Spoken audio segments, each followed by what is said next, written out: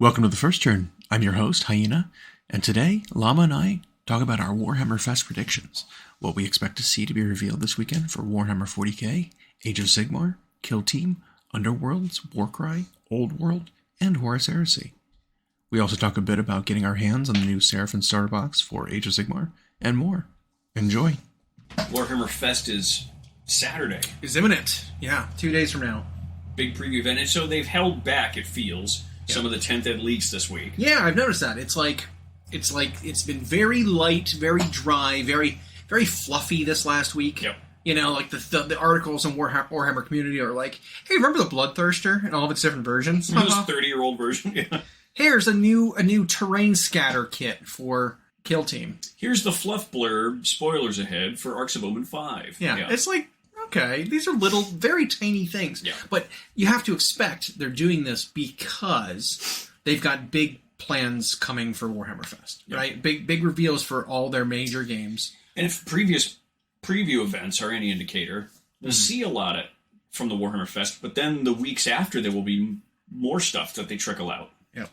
So I'm really excited. I'm really excited to see the new stuff. We had seen some, like we covered in previous weeks, some of the new mechanics that they've teased for how 10th edition is going to work for 40k. We've seen some data sheets. I had seen a leak, an unreliable, who knows if it's accurate or if it's someone being salty / wish listing sort of leak about what the presentation is going to be. And spoilers, I don't want to ruin anyone's. So stop listening if you don't. Yeah. Skip ahead. Skip. In case it ruins the surprise of what we're going to see. In my mind, what we're going to see is not going to be a surprise whatsoever. No. I think we're going to see some updates to some of the other factions. We're going to see what's in the contents of the new starter box of Tyranids versus Space Marines. Yeah. We'll see pretty much everything that was in that trailer revealed. In the Pyrovore, the new Flamers for Space Marines, the new, Regal Mind Bug, whatever that thing was that fried the Terminator Librarian, that kind of stuff. But I had seen an unconfirmed thing that was like, I was helping set up at WarhammerFest and I got a glimpse of the thing for 40k and I can tell you what was in it. And it was pretty extrapolatory conclusions, essentially, which was like, saying things like, well, characters are going to work different for orcs. Well, characters are going to work different for every army. Correct. That's the core rules. They're going to change. Characters now attached to units, give them buffs.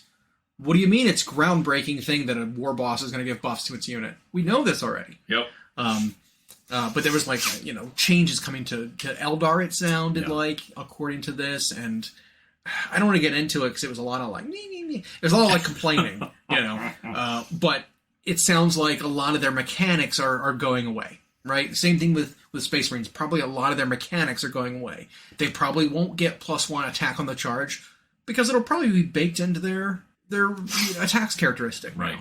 They're not going to have, and they shall know no fear, because it just gets reflected in a better bravery. Yep. They're not going to have shock assault because it's baked in. A lot of those rules are probably going away because they're unnecessary. You could just reflect those kinds of things in the unit's stats. Right. Instead of putting a bolded name for something in their data sheet, writing a paragraph about the fluff of it, and then a paragraph of what the rule does, they're just like baking it into what they do. Which, that's the definition of streamlining. Simple, not simple. Simple, not simple. Yeah. Simplified, not simple. Yeah. Simple, not simple. Sorry, not sorry. So, I mean, whatever. People will find reasons to complain about anything. And despite our best efforts, because I know the entire world listens to our show, you're never going to be able to help, which is what we're really trying to do, reason with some of the folks that you really can't look at things that change like a buff or a nerf because everything is being rebuilt from scratch. Right. So it's all going to be working within the context of everything else being rebuilt from scratch, not, well, I had this rule, everybody else is going to keep their 9th edition stuff, and I'm just going to have this. It's like, no, everybody's just going to look different.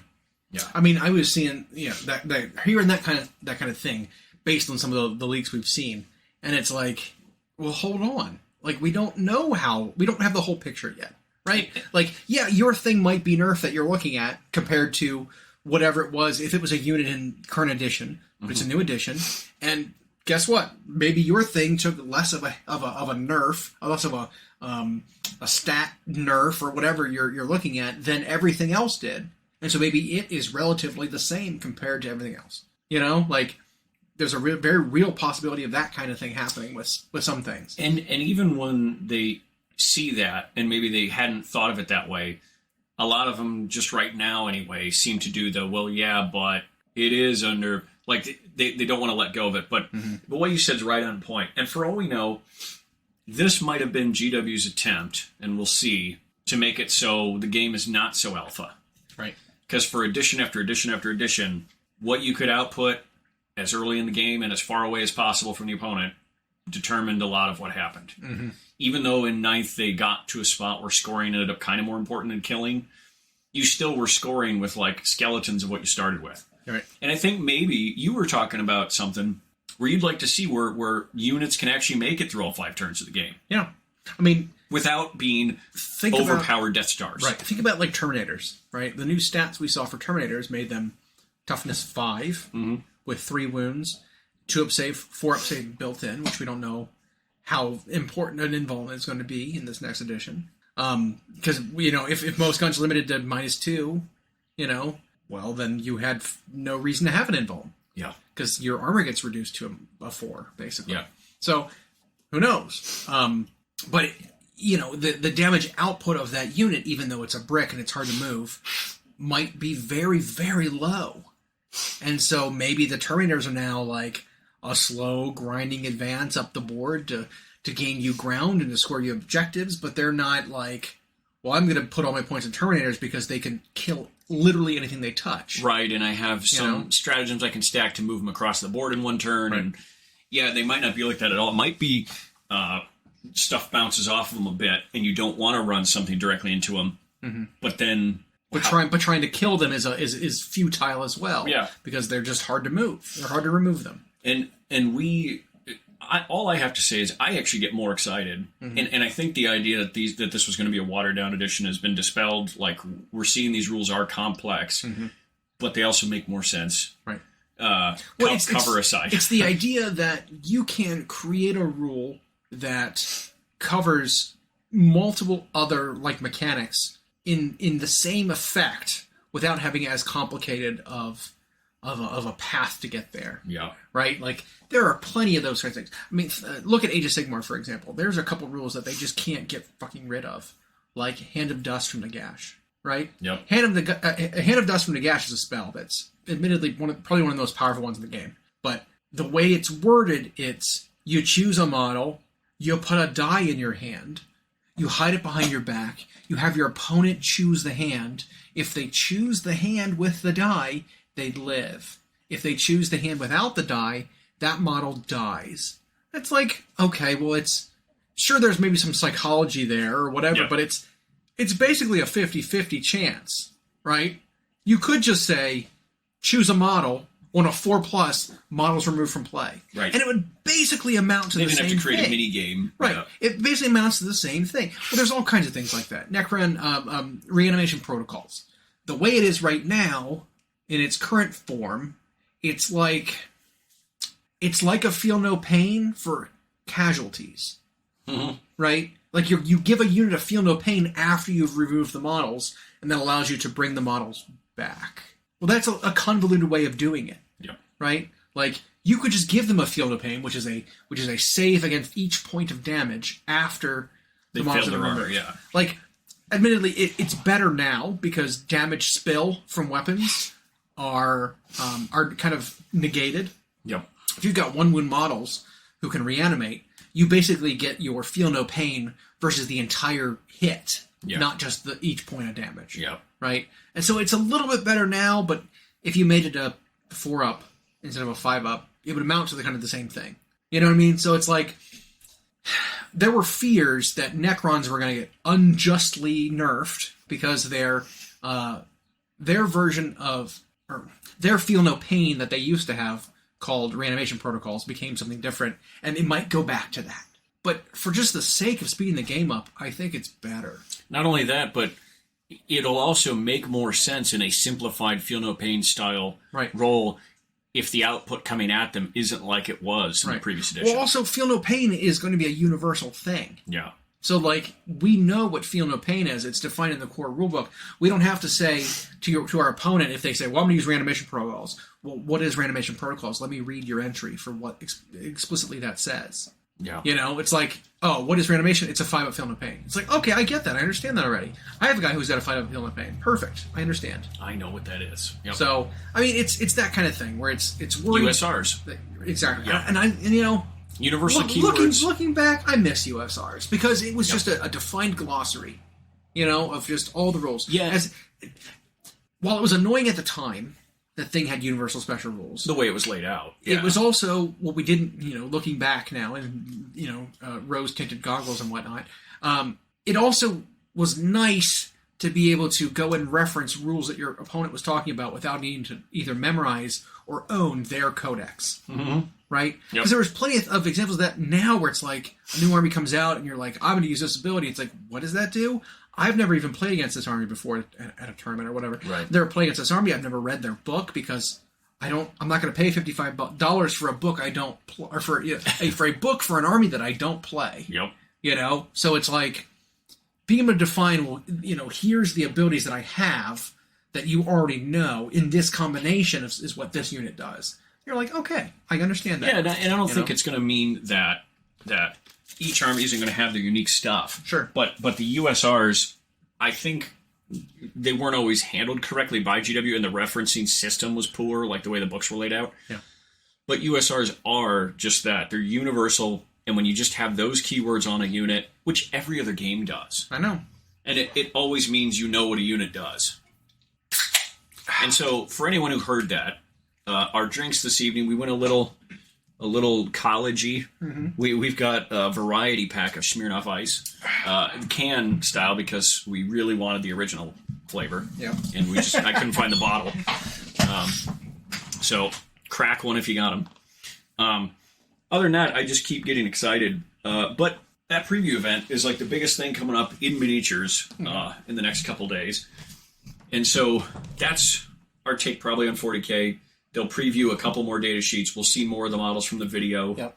We'll probably get a hint, a whiff of a couple of other armies, major armies in the game. Mm-hmm. I feel like it's pretty safe to say, you know, if they were to like, here's some rules previews for Space Marines, Tyranids, Orcs, Eldar. Yep. That's a pretty safe. Because 4 armies that play very differently, but are very popular. So, I mean, me being a Tau owner, a Tau enjoyer, me not getting Tau previews is fine. I'm totally okay with that. You know what I mean? Like, if I don't own one of those 4 armies or play one of those 4 armies, I'm still okay with it. You know, I'm not going to be upset that, well, my army didn't get shown off. But what it does do, if you know, because there's 20 or however many, 12 factions, 24, so like however many they would have to get to, it'll still give you an idea, I think. You'll still get an idea of what it might. If you see data sheets for like 4 different armies, now you might start getting an idea of like what Necrons or Drukhari or Tau or something look like. In different combinations, right? Because those 4 armies have basically 4 different aspects of the game. Mm-hmm. You've got like well-rounders and Space Marines. They're durable and decent shooting. You've got like a monster-heavy army. You've got a melee-heavy army. You've got a shooting-heavy army. I mean, Eldar, yes, while they have close combat units, they've always been a shooting army. Well, and they always have the most reliable shooting with their spells to give them rerolls and their minuses to enemies' saves and stuff. Like, they're a shooting army. And their psychic attacks are always big shooting attacks. Yeah, exactly. There'll be a lot of stuff covered. And, I mean, those are 4 really just of the most popular. Yeah. But what we might not know, although you got teased a little something today about Age of Sigmar, because they showed off what appeared to be Gork and Morg. Yeah, so 2 days to go, and there's a in that poster there's the face of Gork and or Morg. Gorka Morka. Mm-hmm. They're split, so they're different entities right now, so they can't crush everything. But it's definitely an orc face, because you have the one eye bigger than the other. Classic. But what I didn't notice initially was that those are definitely realm symbols in the background. They're different wind symbols. I couldn't tell you which symbols they were. I don't know them. Let's call it Akshi and Olgu. Sure. I don't know. Whatever. Those 2. Pro tip. but that just means that it's definitely in the world of Sigmar that's being teased for, and not 40k orcs. And it could be something as small as another Underworld's warband or a Warcry warband. Absolutely. Or they are the oldest Sigmar 3.0 book. Yeah. We're tied with Stormcast Eternals. Yeah. We're down to the end of the Sigmar books getting a 3.0. Yep. And Orcs do need it. Yep. I mean, they keep trying to just like drop their points or give them rules back, and it's just not doing enough for them, because they're still hanging out down at that like 44% win rate or whatever, which is pretty sad. Obviously, there are specific builds that can place in top 8s and whatever, but every army in every single game has builds that can place in top 8s. Right, especially if a player sticks with them through and through. It doesn't mean that the army is just fine. The army's balanced. The army's healthy. It's like if one person's winning, that's still a really low win percentage, even though this person placed high. Yeah. So, I mean, it was like that for Tau before they got their book. It was one guy was piloting a wacky Tau list and having luck with it, or succeeding with it. I don't want to call it luck. He was good. But that didn't mean that the army was good at the time. Yep. So that was before the whole hullabaloo of railguns ignoring invuln saves, and how much that really mattered to the game. It didn't, by the way. Spoilers. They had a little blip of like a 10% win rate increase, and then they lost 12% after it. Yeah. Like without any changes, by the way. They ended. Yeah, once you figured out how to play against Tau, they ended up like 2% lower win rate than they started. Yeah. It's insane. Whatever. Their win rate was almost lower than their previous book. Well, and not to derail where we were headed, but the biggest complaints about stuff like that is usually just because it was something we hadn't seen before, and it's not for the army they play.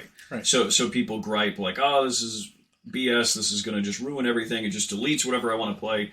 And then it turned out, then we were even like, this gun on the Hammerhead or whatever, it better be like a 300 plus point tank. Came out, it's like 185. And so people threw up their hands, it's going to be over. That never... Oh, you're going to see 3 Hammerheads in every single list. You're going to see... That's where you're going to start. You're going to start 3 and then Long Strike and then 2 Bombers. Yep. And it's like... It didn't happen. You didn't see any of them ever show up on the table. What would end up being the best thing? Oh, Far Sight, like 9-man crisis suit teams. Like, okay. Yep. Cool. The close quarters. The cool, and then, or like, we thought the devilfish transporting breachers and then disembarking 24 inches was going to be this broken thing. No one's going to get to play the game. It's going to block that them in. Didn't matter either. Nope. It's literally the null deploy suit list. Or no, you start on the board even and just have like split firing, perfect dice, 20 drones blocking for you. Yeah. Whatever. Like it actually kind of went back ridiculous. to versions of Tau being a Farsight list and a bunch of drones. Yeah. That always ends up good. Yeah. So I hope they give them a little more variety. I agree. But we saw that with everyone. Tyranids, people were like, oh, everyone's going to start with 2 Harpies and then go from there, and it just never showed up. Nope. It was, I think we got so used to just looking at the speed and the gun profile, and that automatically means that's going to dominate. But to GW's credit, 9th at least did become more about objectives. But I can see how that level of lethality was unfun to play against when you're trying to score, but your units are just being claw game scooped off of the map constantly. Yeah. But that's not the only edition that happened. No. Like there were so many versions of that. Yeah, well, the numbers of these guns were the biggest we've seen. I remember in, what was it, 7th edition, when you deep struck with a unit that started off the board, you had to put them, like arrange them all as close as possible to the point where they landed in like circles. You had to build circles around the model that started in the middle, and a circle of 6 models around it, and then a circle of, however many, 3, 6, 9... But within a pie. 15, whatever. Yeah, but then you had to make these hexagons, basically, around the spot.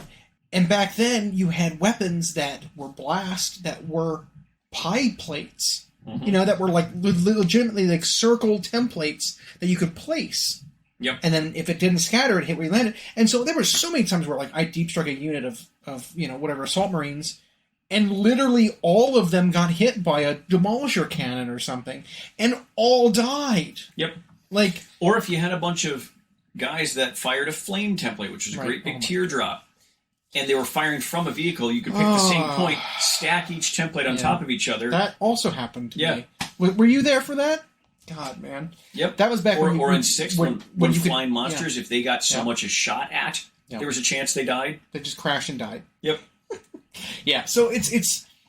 There were plenty of versions of the game where things just got scooped off the table. Yeah, in 3rd Ed, you had consolidating into combat. Yep. And some units had the ability to keep fighting while they were in combat. So there were armies in 4th Ed, like the Harlequins, or when you had a Death Company unit, that could find a way to avoid being on the board until they needed to be. They could charge out of their deep strike of their vehicle, and then they just were in combat the rest of the game because you couldn't shoot at a unit that was in combat. Mm-hmm. And so they, on their own, without the help of the rest of the army, won the game. And so I agree. I think even though the numbers were outrageous on the guns and the weapon profiles in 9th, we have seen versions of the game that were pretty much worse because it was like a turn 1 literal tabling. Or just the version of the game that had armor saves were all or nothing. Yep. If you had a gun that was powerful enough, it ignored 100% of your armor. And not just of the heaviest armor. It ignored everything of that heavy armor and worse. Yep. So there were certain guns that, like, nothing in the game got an armor save against this. Yep. Kind of thing. That wasn't healthy for the game either. Yep. I do not think we're getting back to that. I mean, except maybe through, like, mortal wounds, but I expect mortal wounds to be a balancing factor. I think 9th felt like it became all or nothing. Right. Because you had AP that got so high, and then they had to keep giving invulnerables and save after saves and whatever to try and fight against it. Oh, you got an invulnerable? Now I ignore invulnerables. Oh, you ignore invulnerables? Well, I have a save that's not invulnerable now. It's like, oh boy. Just inventing new mechanics to try to combat the previous thing that was... The fish eating a bigger fish thing. Yeah. But, Sigmar doesn't have that. Mm-hmm. And so, the optimist in me, if I'm making a prediction about Warhammer Fest, is I would love if it's a redo or something new for the Auric Worklands. Mm-hmm. The pessimist in me, it's a Underworld's another group of orcs. Yeah. Like maybe a bunch of Chamonix or Psychic or wizards or whatever. So, let's see.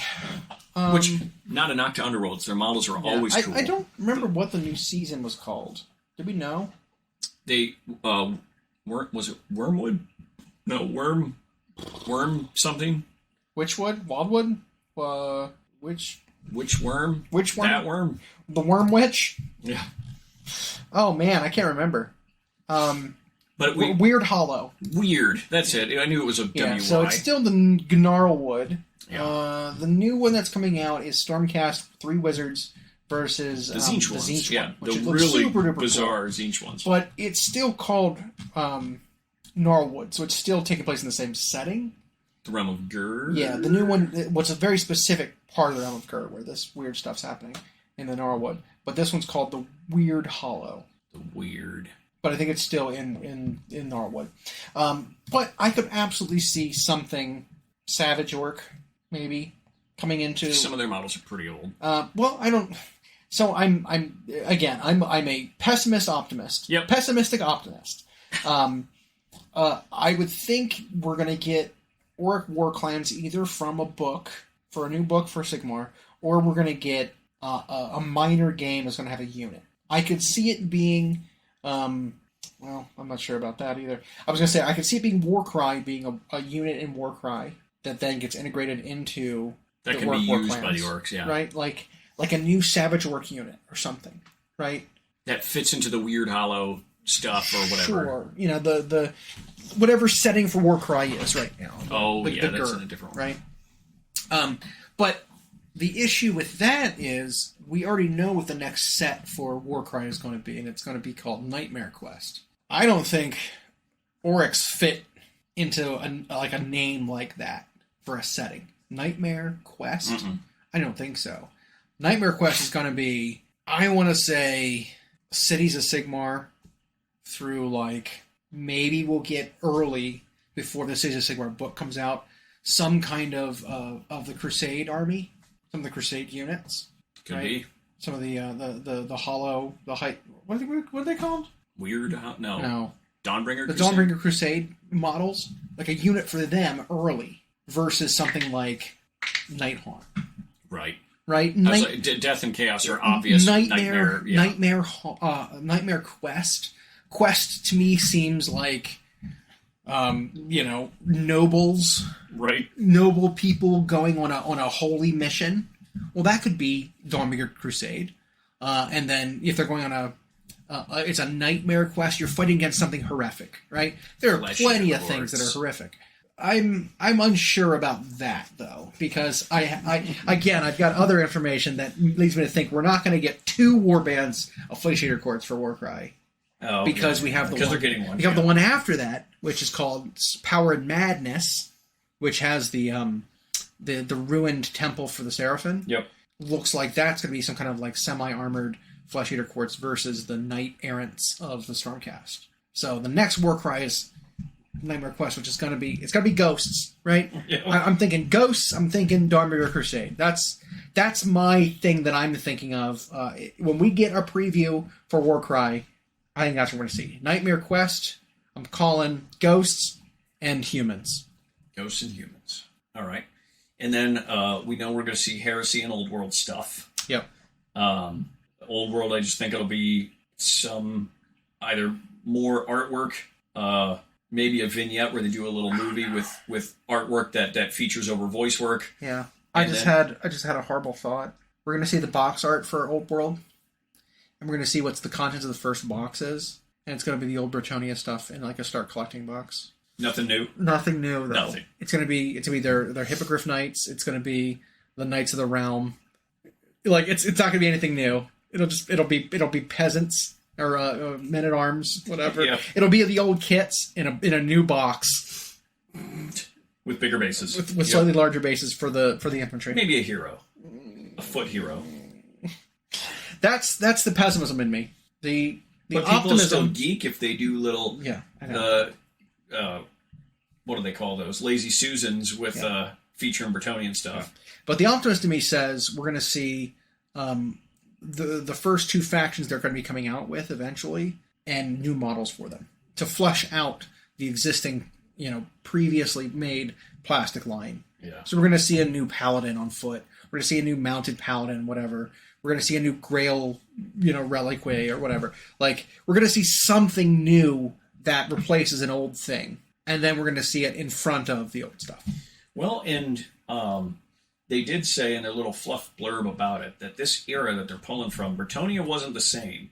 It wasn't like a whole bunch of individual questing guys. Mm-hmm. They were a little more, what do I want to say? It was a little more like a nation, and they're sure. Well, I mean, that works, right? Yeah. Knights of the Realm were the standing army. They weren't the questing knights that went out there and did heraldry on it. Right. Yeah. They were uniforms. Yeah. They didn't have their own color scheme and their own banner and their own heraldry. But you could still paint them that way. Sure.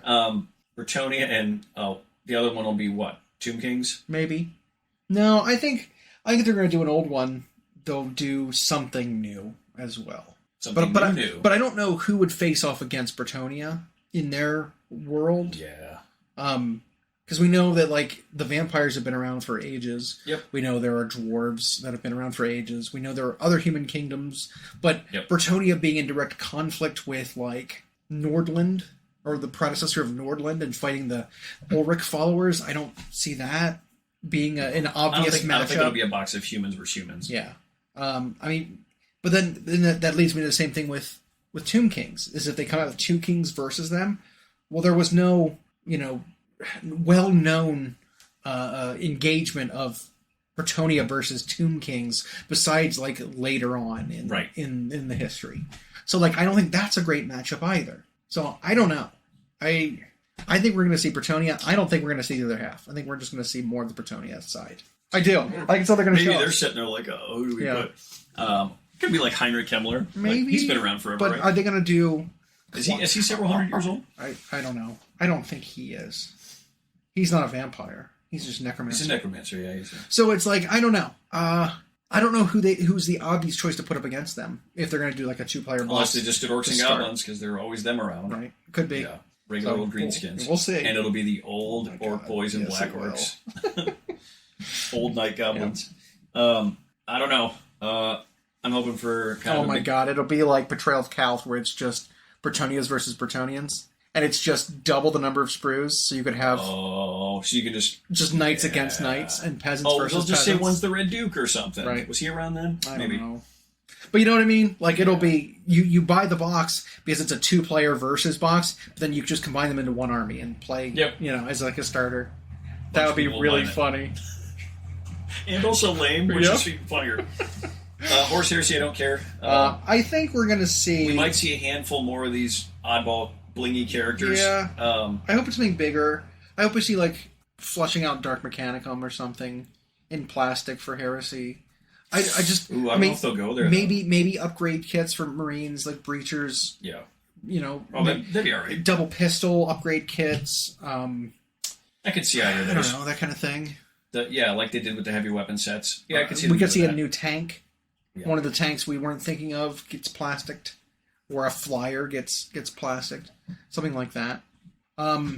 We have seen new terrain for 40k, right, or for 30k?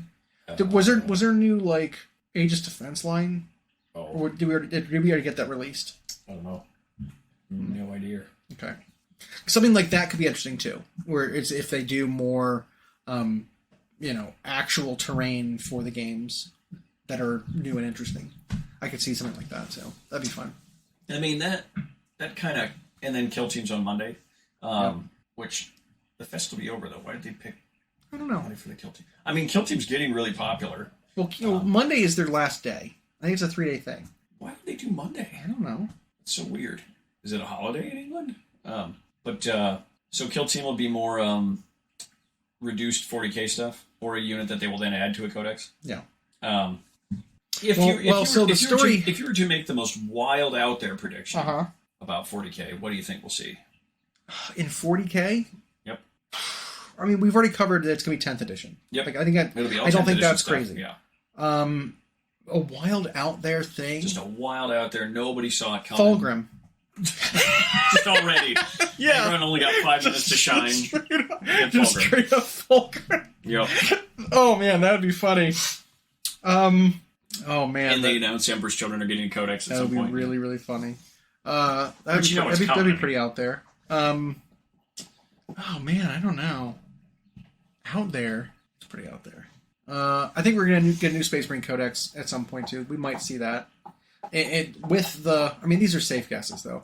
With the new edition coming and then hearing what armies are going to be looking like, I think we're going to know what books are coming first. Like we're absolutely going to get to know that. And they've been a little vague about that, about if there will be codexes or if they're going to just try to just give people these much smaller means. I would love it if it wasn't a $50 book. Yep. $55 book. If it were like a $10 or $15 army pamphlet that you could buy, 10, 15 and it bucks. includes and it was just the army sheets rules they can play. Right. Yeah. It's just the meat of what the army is. It's just here is your factions details. Here's their front back sheet. Right. Here's the detachments. Here's an actual like note card sheet that you can just bring, and it's double sided. Yep. They made it sound like that's what it's going to be. Here's the folder that it comes in that's got like the list of things for army building purposes. Mm-hmm. Like whatever. Here's what you can bring. Here's your special rule you get. That kind of thing. And then all the rules for how to build the army and what their unit roles are and points values and all that are just online. I would love that. I think points values in particular should be just digital since they're changing all the time. But they have their app. Like we always say, you have your app. Make people subscribe to it and then just provide the rules for points through there. Why not? Yeah. Come on. Every other company does it already. Okay, so wild guess. If I had to do a wild guess for 40k, I would say it has something to do with Agents of the Imperium. Okay. Because there's a lot of weird stuff coming out about Agents of the Imperium. Mm-hmm. There was a combat patrol or a boarding patrol box that was the Elysian Star Striders with 2 10-man units of the Navy Breachers plus an assassin plus a rogue traitor. Yep. That was super strange, boarding patrol box. It's like that's not an army. No. Like, that's a weird box to release on its own, because they were all released at separate times, on their own, and then here they're all together. It's very strange. And it could be a hint at how allies or whatever kind of work. Because you're right, I don't know if I would ever want an army of that, because we have humans and we have superhumans. So, like... But if you wanted to play humans, but you didn't want to play Astra Militarum... That's like if you wanted to play orcs, but you didn't want to play orcs, like, so they got to come up with another kind. I'm aware, yeah. But it's like there were other factions of humans out there. Yep. Rogue trader armies and... but a lot of them were usually just, like, operating on one planet. Or you know, they usually had a fleet. You know, a rogue trader had multiple ships, typically, with just, like, human dudes with las guns. Like Star Wars-ish. A little bit. Yeah. You know, you wouldn't necessarily have an armada, a gigantic, like, flotilla of ships, but... And even then, though, I guess you'd just be, like, giving them, like, guard stats and different clothes. Yeah. And so... Maybe a little bit tougher because they have void suits with heavy plates on them to, you know, help them survive the horrors of the void, you know, of, like, space. I don't know. I could see them making pieces of the Agents of Imperium available to the Imperium armies. But even then, we don't know how Allies is going to work. We don't know how the keywords are going to work. Yeah, we don't know at all. Yeah. And I think it's weird to draw huge conclusions about... or like state absolutes about how the edition's going to be when we don't know enough. No. Because, like, that's another thing that's like, especially when I hear people talking with other people, and they have these conclusions already, which are baseless. Yep. But they've made these assumptions, and then people ask about it who aren't in the know, like they are. Oh, what do we know about it? They emphatically and absolutely say, this is how it's going to be. And it's like, hang on, let's pause there. We don't know that. You're making you're making some pretty big jumps here. Yep. From the information we have to the absolute, this is how it's going to be statement you're making. There's a lot of assumptions being made. Yeah. You know, it's just like, I'm not saying that's not how it's going to be, but we don't know. That's all I'm saying. And even if it is how it's going to be, those statements being made weren't based on information. Yeah. They were pole vaulting and you know, and there's no mat on the other side. and they just got lucky and didn't crush everything. So, like, I don't think it's safe to assume that. I mean, maybe some people that they like to, it brings them comfort to pretend they know what's coming. But then they end up, like, disappointed when it's not that. Or So, I don't know. Maybe we just have that common ability, and a lot of our group does, to just, like, be able to erase a different edition from our mind and look at this with wide-eyed wonder. So, official predictions for the Warhammer Preview event this weekend. Warhammer 40K, go. Which, by the way, it'll be at, like, 3 a.m. Central for those of you trying to watch it. Oh, it's going to be so miserable. I'm doing it, though. I'm doing it, too. I'll be up. I'll wake up. I don't think we will do a special episode for that, but... We might do it at the end of the weekend or something. Ugh. But I think we're going to see the contents of the 10th Ed starter box. Okay. Obviously, it'll contain models for Tyranids and Marines, mostly from what we saw in the video. Okay. I don't think they'll surprise us with anything. There could be models that are not in the starter box, unless they're really just trying to do a White Dwarf style pick-em, where there's a one of everything.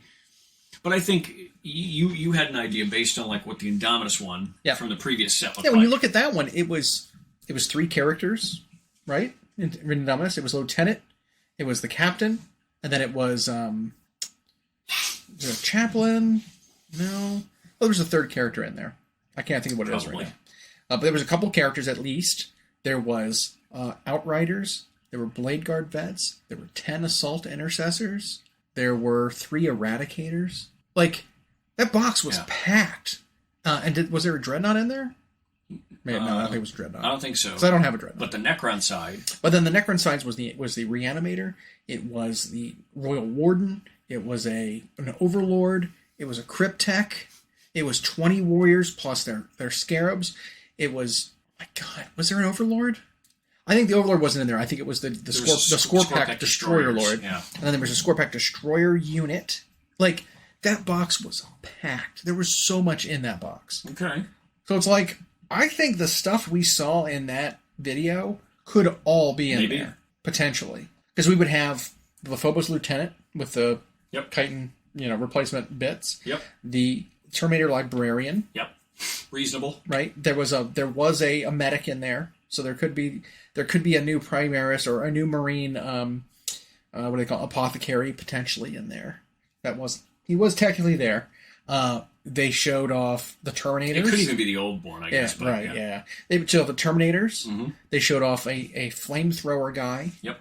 Which could be a new unit of flamethrower Marines. Mm-hmm. I think there was a combi weapon wielding Space Marine in there, which would be like some kind of a veteran unit. And then we saw the Rifleman Redemptor. Yep. Dreadnought. That's a lot of stuff, but ultimately it would be, I don't know, 18 infantry models and a vehicle. Yep. That's not too bad. That's not too crazy. The Tyranid side, however, would be probably 20 Gaunts. Yep. As they do. Simple. Probably the 3-man Leaper unit. Yep. The Prime, the new Winged Prime. Yep. It would probably be the new Carnifex. Screamer Killer thing. The Screamer Killer as a counter to the Dreadnought. Yep. Right? To counter the Terminators, you probably have either, you consider the Leapers them, or you might have Biovore Pyrovore in that kit. And it could be it makes one or the other. Right. It'll probably be a dual kit. That's what I'm thinking. And then the big thing, the big brain bug, may or may not be in the box. That might be a lot of extra to put in there. But they were also talking about a feeder beast. Correct. Too. And so it was like 20 infantry, 23 infantry, plus rippers, plus a character. I don't know, maybe a second character would be. What? I don't know. And then Pyrovore as like a supplement. We're looking at like 60 total models. I think $300 box. I think that's doable. Yeah, I think that's pretty on par with Indominus. Yeah. And then whatever the big brain bug is, we'll get maybe separate. On its own, yeah, we'll get it because he looked pretty large. He looked enormous, and he's got a retinue. Like that, I don't think is going to be in that box. And he might not be named either. Yeah, it might just be a general thing. A new kind of what are they called? What are the brain bugs usually called? Scepters, a something scepter, Zoanthrope, or a thrope. He was the original brain bug, and then Malanthrope was the forged one that they. What's a Maliceptor? Maliceptor is the monster. The brain bug monster. Yes. Okay. So the thropes. It'll be some kind of a thrope then. Yeah. Some kind of a regal thrope or scepter. Yeah. Yep. So scepter thrope. That's what that'll be. So okay, that's $40K. I'm on board with that. And then, like I said, I wouldn't be surprised if we saw a little bit more of like faction rules for the other two. Yep. For maybe 2 more armies that are coming out around the same time. Okay. Okay, so we're in agreement there. Yeah, I think so. Kill Team. Mm-hmm. And it's just a Monday. Is that no? Okay, what else is on Saturday? It's Warcry, and Underworlds. Warcry and Otherworlds. Yeah, that's it. No Kill so. Team. Okay. Warcry and Underworlds. Go. Yeah. Warcry.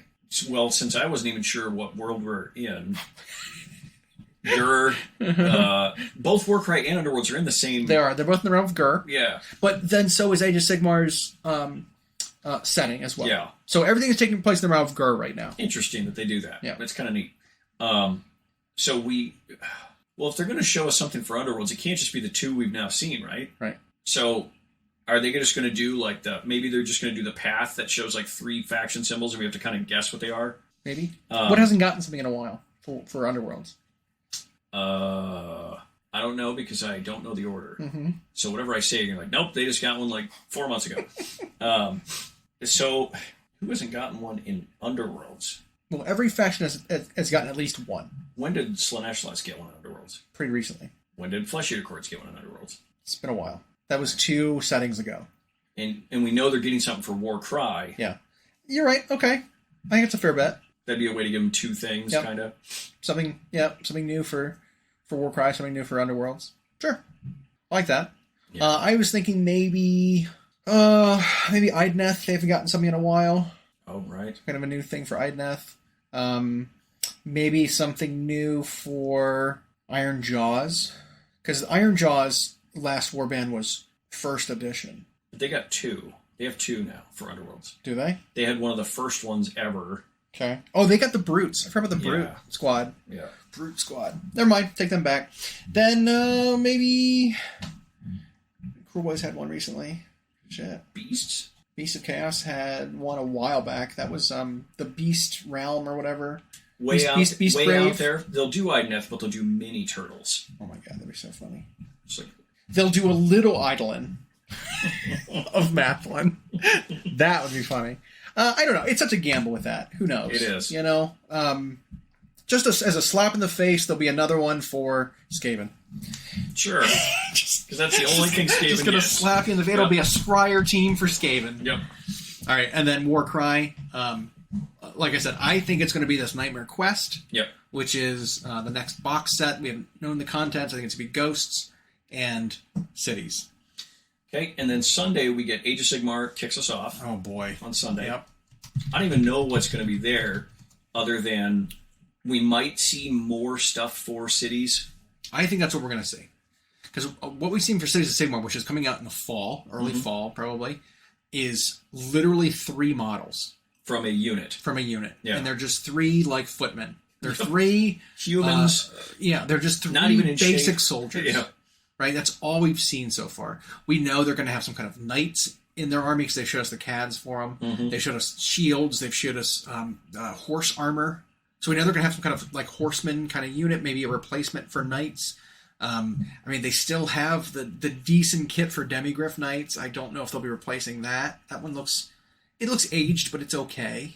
I would assume They'll put that back in old. yeah, right.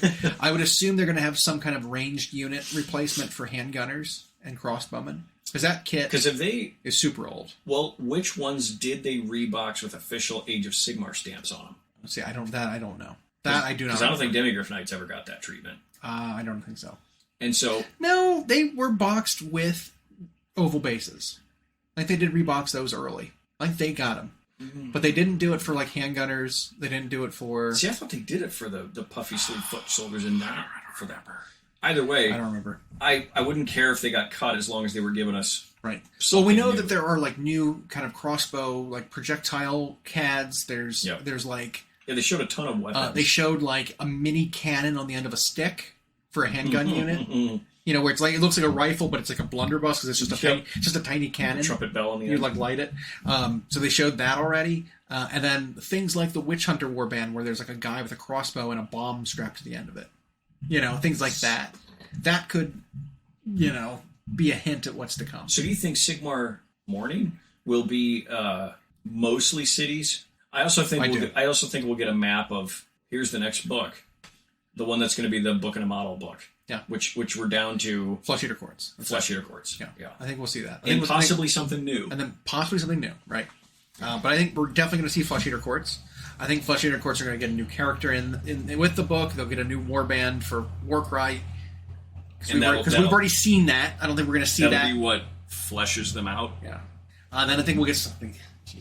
we'll get something to tie in with them too, through maybe Warcry, or maybe they'll get a new unit in addition to a character, because they do need so something. Sweet. Because the roster's so small. Their Vargulf is so old. The fact that they most of their characters, you have to sacrifice one of the models in the unit to make them. For any of the courtiers, that sucks. Yeah, I'll be interested to see if they just do something like a creative repack for that. So we'll see. But I think we're going to see a little bit of Flesh Eaters, and we're going to see a lot of cities. I think this is the time we're going to see it. Also that day, we get Horus Heresy and Old World. An Old World. Like we said, Heresy, I think we're going to see some kind of a tank, whatever. I wouldn't be surprised if we see some kind of a tank, creature upgrade, or some kind of a flyer, and then maybe some kind of weapon upgrade for a different type of unit. Yeah, I could see it like sniper rifle for eliminator type unit. I could see shield and pistol or shield and shotguns. I could see double pistols for their, whatever they call those guys. Something like that. Did they ever come out with jump pack units for? I don't think so. Horus Heresy. Maybe. I don't think so. Outside of Forge World. Yeah, maybe something like that. But that they could even like. They might do a whole new unit for that because they want them jumpy. Yeah. They don't want them just standing there. They don't pose a little special. Although they didn't really do that for many of the Assault Marines in like first founding kits. Like not many of them looked very. Well, they're just like disco legged. It's just like they're just like taking a step. Yep. Most of them. Very weird step, but just like a step. They're not like up John on a rock Woo, or something. Yeah. So something like that, and then for Old World. Like I said, I think it's just going to be mostly Bretonia. The new stuff for Bretonia. My prediction for Old World is I won't care for that 15-minute segment. I mean, that's almost not even worth discussing. Nope. It's obvious. You're definitely not going to be checked in for that. Nope. But that's what I think we'll be see. like Ron Burgundy. You'll be that. Yeah. Ron, are you listening? Nope. And then Monday's Kill Team. Yeah. I never even know. Also a gamble. I don't know. So we've got a new unit. We already had a new unit for Dark Eldar recently, which was there. We still call them that. That's funny. Yeah, I know. 3 editions later. Drukari, whatever. Yeah. What army needs an update to their basic kit? Because that's what they do, right? Yeah, They they gave us update it basically. they gave us Chaos Legionnaires to replace the Chaos Warriors, or the Chaos Marines. I mean, they gave us a new Pathfinder kill team. They gave us an updated Cadian kill team through there. They gave us and those upgrade bits work on the new Cadians. They gave us commandos for orcs. Like they do a lot of that kind of stuff to update. They did an immortal one for Necrons. That one didn't work. Or I mean the great though, because it wasn't an update to any of that. It was just literally a kit of 5. Yeah. Immortal / Deathmark, but it was just the normal kit. There was nothing special about them. Yeah, pretty sure. I thought there were bits that were added. I don't think so. Maybe, I don't know. It didn't because that was how they showed them off. Was like all these new bits to add to them. Okay, yeah. Maybe they did then. Okay, but it was fine. But I thought wasn't the Talon like that where it was just the kit with an added sprue of shit? Yeah, yeah, it was. But I'm fine with that. Right. Like I don't know who they'll do it for. Who needs it? Space Marines. That'd be funny. Space Marine kill team. I'm going to say right now that I actually hope there's never a Tyranid kill team released separately like that. It doesn't even make sense. They don't go on spec op missions like that. That's not their... It could just be like Lictors and Leapers. No, that'll be how they release the Lictor. But they don't have like specialized roles where they would get like you're the medic. It's like they would never do that. No. But I could see it being for like G-Sealer cults maybe. Yeah. Where they get some kind of upgrades. That would make sense. Or Skitarii, like the Rangers getting an upgrade sprue to do a thing. So maybe one of those. We'll get a new kill team. I don't know. I don't know if anyone else really needs it because, like I said, we got most of the... Has an Eldar gotten one recently? That would be interesting if there was like a striking scorpion kill skill. If that's how they go for the new aspect warriors. Yeah, that's how they gave them an upgrade. That's how they did the commandos. Yeah, that'd be all right. All right, that's my bet. Eldar striking scorpions versus... That's pretty big gamble. It is, but I've gambled bigger and been right before. Versus some sort of marine. Striking scorpion versus... Phobos? No, I think it's going to be... who's the ultimate enemy of Eldar? Everybody in their mind. Slaanesh. The first Emperor's children? Noise Marines. That'd be wild. There you go. Striking Scorpions versus Noise Marines. Mine will be... I'm going to go with I'm going to steal the Striking Scorpions idea, and then I'm going to go to a different part of the field that no one would expect. Kadishan Jungle Fighters. Oh, that's a good one. A new unit. Because the Striking Scorpions are a little like Predator. Little like Predator with the dreadlocks and the blades. Yeah, I like it. That's a good one. All right, cool. Yep. And what's coming. But on the speaking of new things, you got your hands on some of the new Seraphon, that starter box that came out. I did. Yep. And I went through the book. I got all the models assembled and primed already. Hopefully to get some paint on them tonight. See, that just boggles my mind. The idea that they are not only all assembled, but also all primed. I just don't work at that speed. It took me a lot of time. Like I crammed to get it all done. Because the lizard warriors probably now the one skink. I mean, jeez, the Slan by himself took me the most amount of time. That model was so complicated to put together, and I mean, doubly so because I don't follow any directions. Well, I don't even crack the instructions to try to assemble things. I just figure it out, which is a problem. Sometimes it's a problem, but he took a long time. The Saurius warriors took the second most, and which looked like way more complicated. The skink, angry chicken riders looked like they would be harder to assemble than the warriors, and they were absolutely not. They took like no time at all. What made the Saurius warriors tricky? Basically, it was the way that the torsos, like the chest piece, fits between the legs. So it's like a triangle. Oh. The legs, tail, and torso fit together in like a 3-piece combo. Mm-hmm. And so like you had to kind of, before anything dried, you kind of had to put it all together at the same time and hold it all together. Which was a little weird. Whereas like the chicken riders, the chickens themselves are halved. They're split directly down the middle.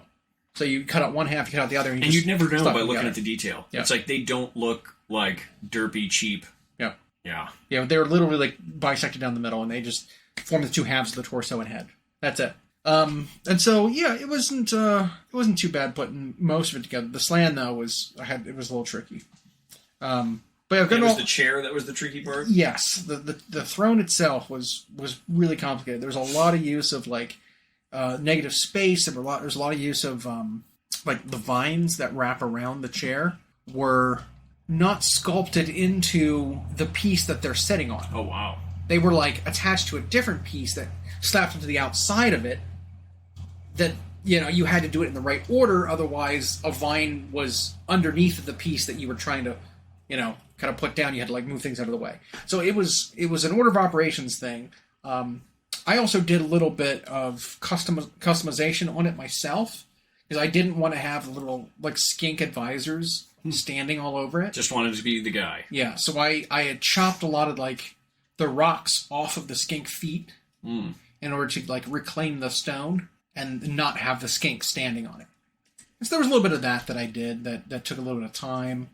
I was also kind of distracted because I was watching one of the Warhammer Plus shows. Black Talon. That show's so good. Yeah, there's 3 episodes out so far, and they were great. I not only like the characters in it so far, but it's really good world building. Yeah. For, like, Age of Sigmar needed more of that, especially with the Stormcast. Because the Stormcast are the most mysterious because they're new. You know, not new because the game's been out for like 5 years, but new because it was the you know, poster boy army of the edition, and there was just so little lore established about them. And they actually made them seem, no pun intended, just hollow. Yeah. Like they had no qualities or interesting things about them. They were just these animated suits of armor, basically. And for a long time, people thought they literally were lightning inside of just suits of armor. Right. They were automaton. They were golems, essentially. And that's not the case with them at all. You know, but it still kind of is, because they lose their humanity when they become reforged over and over again. Or if you ascend to high ranks, or maybe in order to ascend to high ranks, you have to lose your humanity. I don't know. Philosophical debate. But yeah, right, which happened first. Yeah. And the way, in the early going, they kind of, and I won't spoil stuff in case people watch. I mean, get Warhammer. We're not even sponsored by it, but get it. It's cheap, and you get both apps. And it's like, there was like, Black Talon herself, she maintains her personality, it seems, but there's always like memory and a sense of time passing that they lose. And she is always seemingly working hard to try and remember stuff. And then, like, her advisors or even higher ups are like, don't concern yourself with stuff like that. That's not what we're here for.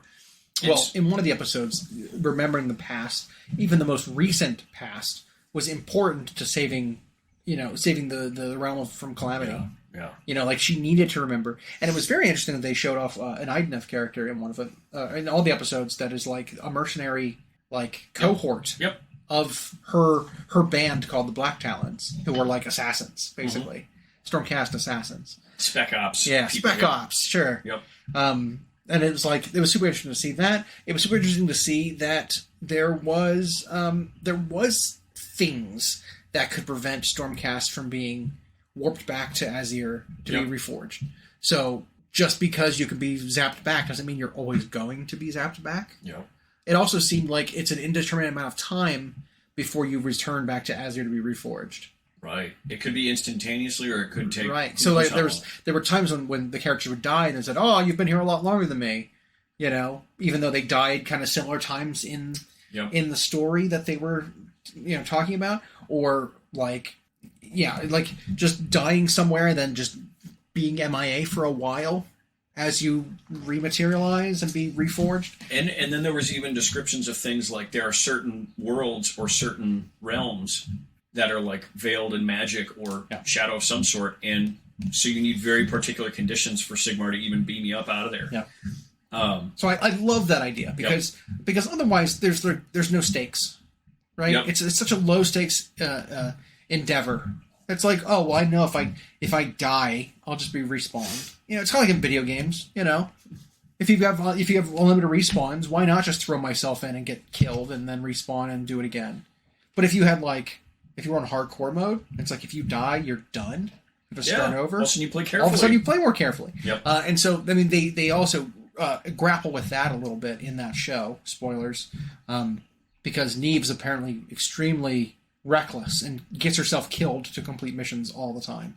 I mean, I don't think it's a bad idea for spec ops to get themselves killed so there's no evidence. You know? Yep. And then beam back up, and then basically have like a way to teleport out once your mission's done. Well, yeah, and they all end up with like that Gandalf confusion where like when he turned to Gandalf the White or whatever, he doesn't have a recollection of how much time passed. To him, it felt like eons. And they had that happen on one of her reforgings where she lost sense of like how long she was gone. And some of them don't even care. It could be that they were gone for years and they come back and the world's different, but they still think with the same sense of duty. And yeah, one of her closest comrades like had an incident and hasn't been seen again yet. Yeah, was a thing. They thankfully don't do too much name dropping. I mean, we got to see the Lord Commander of the Hammers of Sigmar. Yeah. Which is Bastian Karthlos. And man, was he a cool character. Yep. Good gravy, was he cool. They gave him like just the size, the voice, the presence, like everything was, I thought was perfect. And then he does that where he's a little less personal. It was like, instead of their names, it was just like he remembered like what their role is. Right. But not in a way that he doesn't like give a shit about them. It was just, that's the only way he can think about them. Yeah, super cool. I really like that show. Yeah, I like liked it's it. really good. I hope it goes further. I hope they have more episodes. I don't know. I didn't look into what the schedule's like, but I hope there's more because it is giving a lot of personality, a lot of character to the realms. The Age of and you Sigmar even see things that people who were so used to like fantasy, for example, and it wouldn't make sense to them, how alliances with things like the Daughters of Cain work. Right. And they do have alliances that normally function. And they struggled with what they were going to have to do on a particular mission because they kind of had a moral qualm about it. Right. Because they were their allies. And so, I really think that this was necessary world building, even just from that perspective. And it gives them a chance once they do this for a while, I think, to then explore other factions and whatever. But that was a lot of fun. So you got your Seraphon all assembled and primed in like a minute. Yep. I didn't get much done hobby-wise, but we did have our Monday night paint night. Made more progress on the leg that doesn't quit. And I wanted to let people know that we talked about Avente Art, which was a company that's been working with Scale 75 to produce like high-quality brushes here in the States. And we got some of their product at Adepticon. I haven't really gotten to put it through the ringers yet. They're sending me a new one. Just kind of had a blip that happened with one of them. But they are doing like a giveaway. Okay. They're not a sponsor of the show, but if people go and follow them, they got a brand new Instagram page. It's Avante Art World, and that's Avante. They're doing a giveaway. You like it, you share it, and then they're giving away like a full set of their brushes once they hit 500 subscribers. So, I think people should get on there and do that. Give them a shot. So the brush you had acquired from them, we had a bit of a hiccup with it. Yep. Because it was something with the way it was produced. It had a guide hair that was the core of the brush was just still in there or something. It was just one hair during some process that was explained to me that I don't understand 100% yet, and I don't want to butcher it.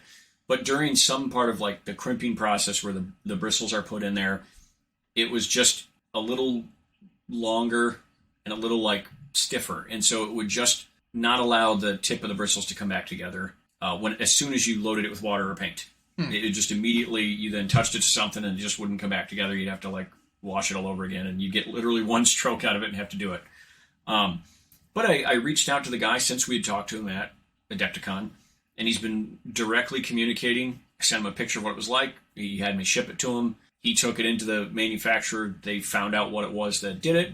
They said it's like one in a however many hundreds of thousands that can happen, and so I was the lucky one there. But they're sending me a new one, and then I feel like then I can give a proper review of it, because I think it's easy today, especially in the world of quick information, to have a bad experience with something and just write them off. And just immediately, I'm never buying it again, what a crummy product, blah, blah, blah. And it was like, well, this was a production defect that you had that you were given. Yep. So we'll see if this next one that is the example of what the brush is supposed to be is thoroughly tested, and if it's bad, we'll say there are better brushes out there. If it's good, then we'll wholeheartedly recommend it. Yep.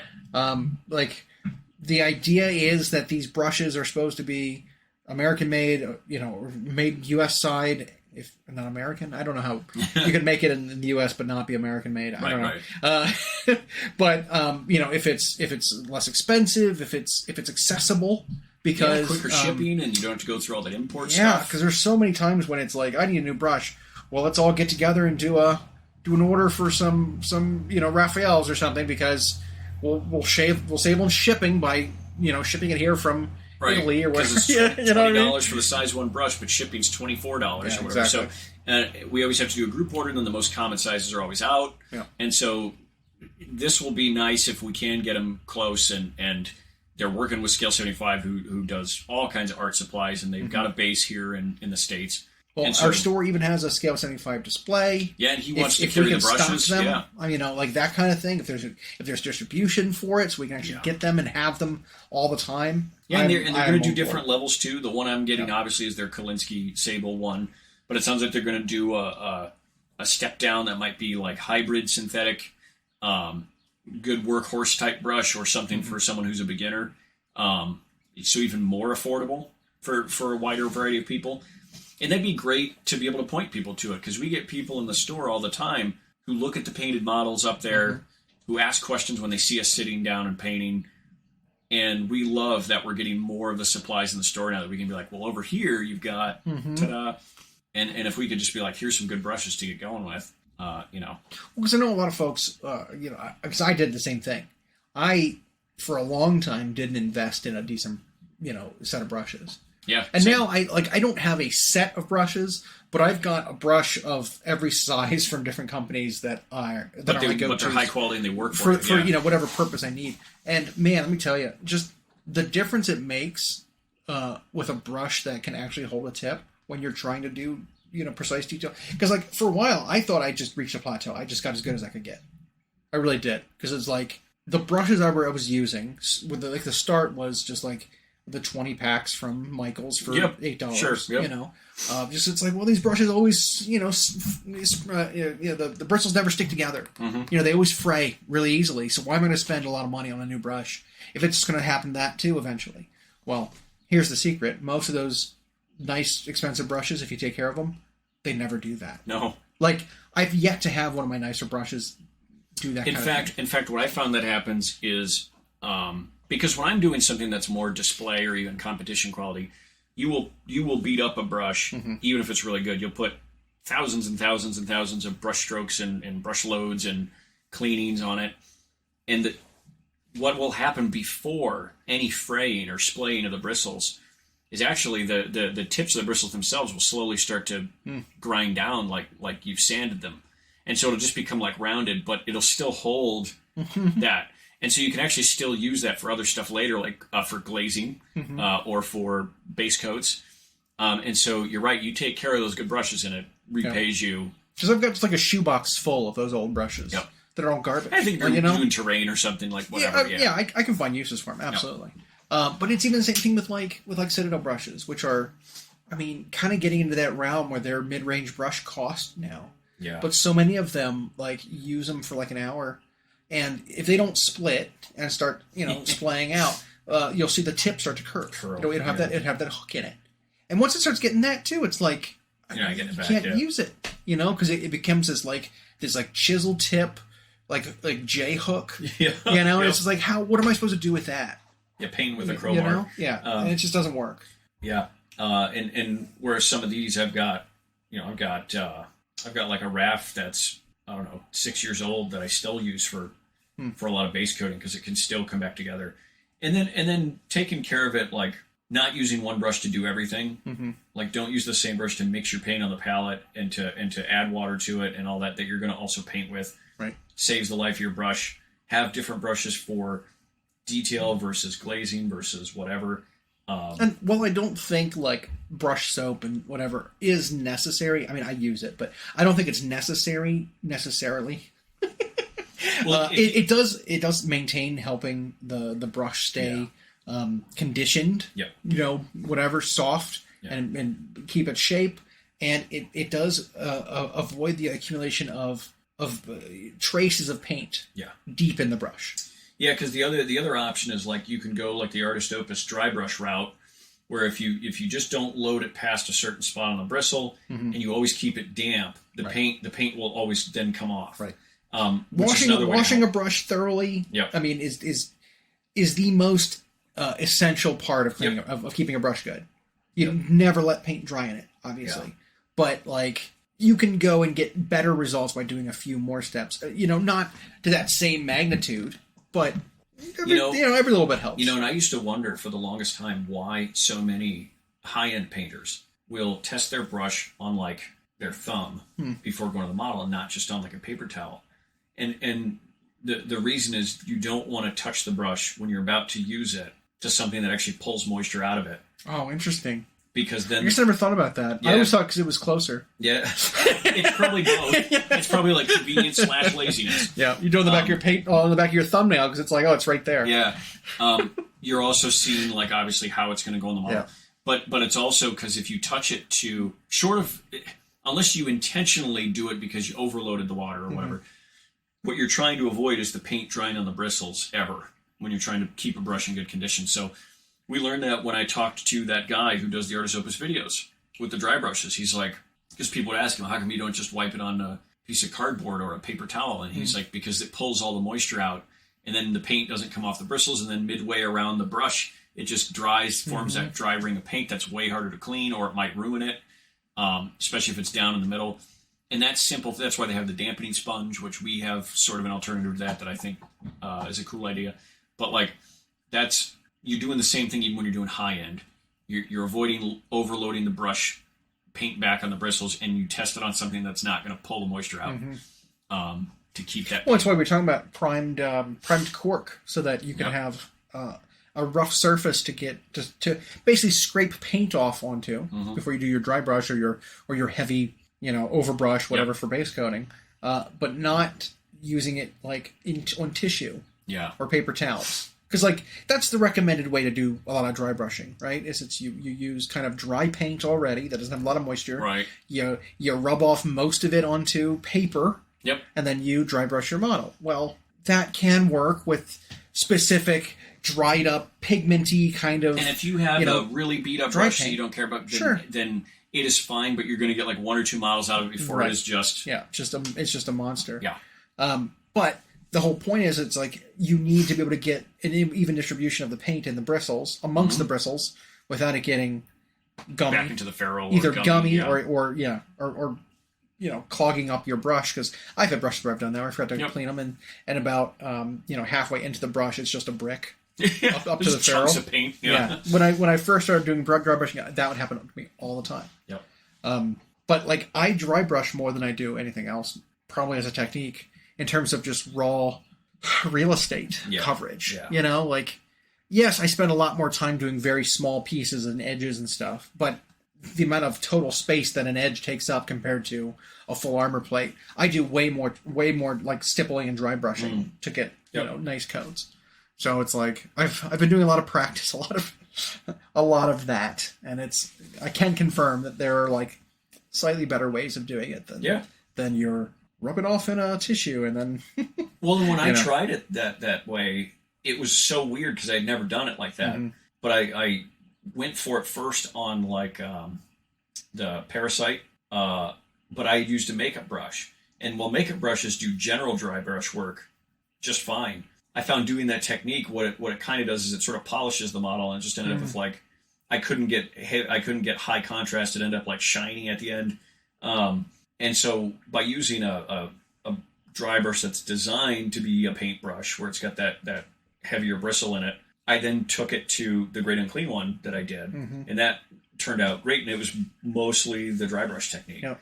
But yeah, keeping that brush moist and keeping it, a little bit of brush care. But people should check them out, buy them up as soon as they're all available. Enter yourself to win a full set. A full set. I don't even know what that means yet, how many brushes they have. But 2 plus. 2 plus, yep. Pretty neat stuff. But speaking of 2 plus, I think I could fill both my stomachs with food. All right, let's eat. Thanks for listening. We hope you enjoyed. Check out our new episodes every Friday on Google Podcasts, Spotify, and Audible, or on Podbean. You can also follow myself and Llama on Instagram for more. We are at Hyena Paints Minis and at Llama Paints Minis. And as always, we'll catch you next time.